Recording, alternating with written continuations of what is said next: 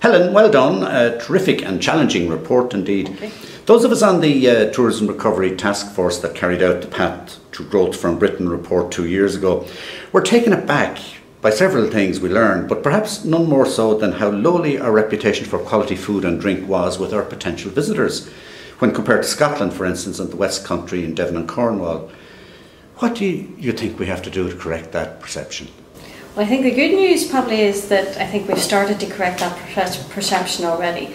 But you're right, I mean, our research had shown the same thing, that most of our overseas and international visitors would actually have compared our food very much to that of the UK, and they would tend to think of it as quite basic. Dated. Yeah, very basic, quite dated, Northern European climate, so very kind of stews, casseroles, that type of thing. Sure. But I think that perception is starting to change. Now, it does take, there always is a bit of a lag time in getting that message through into the marketplace. Yeah. But I think, our holidaymaker surveys have shown a huge increase along the lines of both quality of food, the service levels, value, which is very important. Sure. But whenever I say that I think that perception is already changing, I mean, if you think in Ireland in the last 3 to 5 years, although the industry's been going through a really difficult time and it's been really tough on a lot of them, it has brought out a lot of creativity that maybe wasn't there before. And I think now I think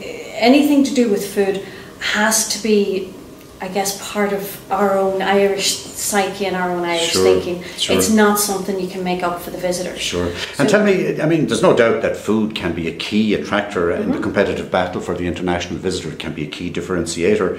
Are we good enough, do you think, now at this stage to carve out, say, a major international reputation as a food tourism centre?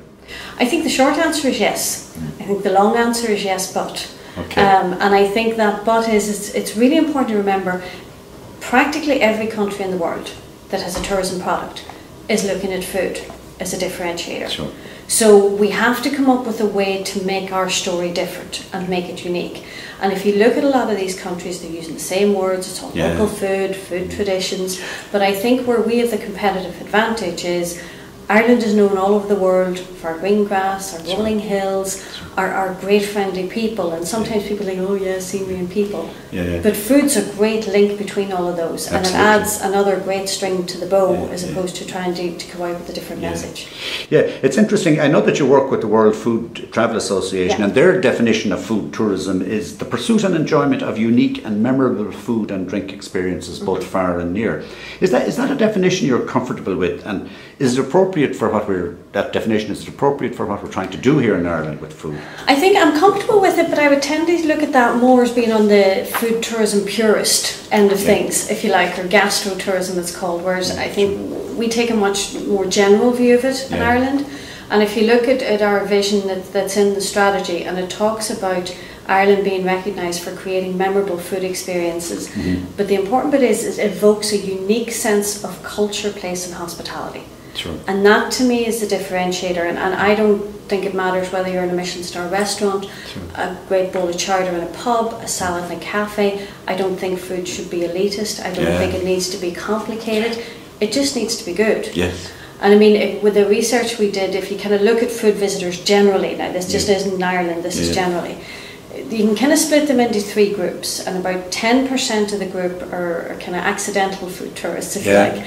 They eat because they have to. Food is fuel. It has no impact on where they decide to go, impact on their satisfaction, nothing. On the other end, you have the other extreme. It's that purist bit I was talking about earlier. And these are the people who will get on the plane, get on the train and go to a destination to eat.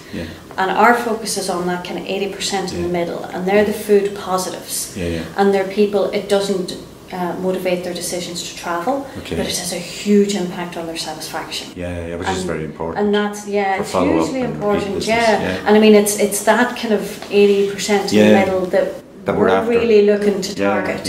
And you mentioned there that a lot of creativity developed during the bad years, as we call them, that we went through, and that's absolutely correct.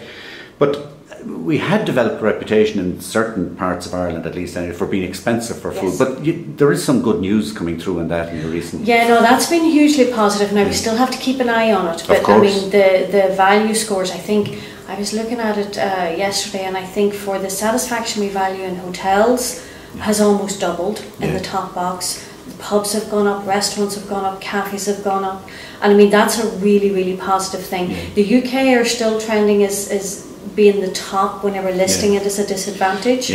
But overall, I mean, all three of the main markets, mainland Europe, UK, they're all actually or they all actually agree that Ireland has a very high variety of good quality food. So that's a really positive thing. It is really. And you know, in this old tough battle of trying to stand out from other competing destinations, a bit like the Wild Atlantic Way, you know, that it's something that's unique to us. Nobody else has that.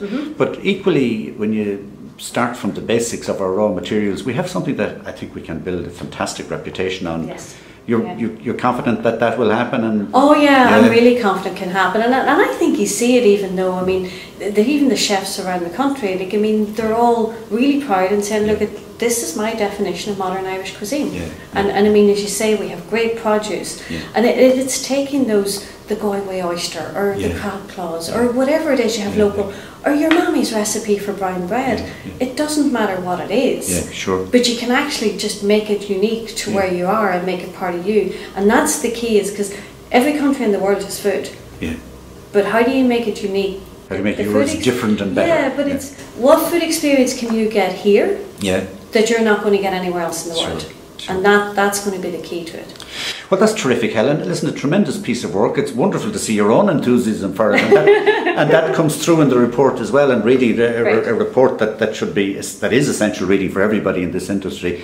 So the best of luck with this. We'll be watching its progress carefully over the next few years and helping in every way that we can. Great, thanks, Eamon.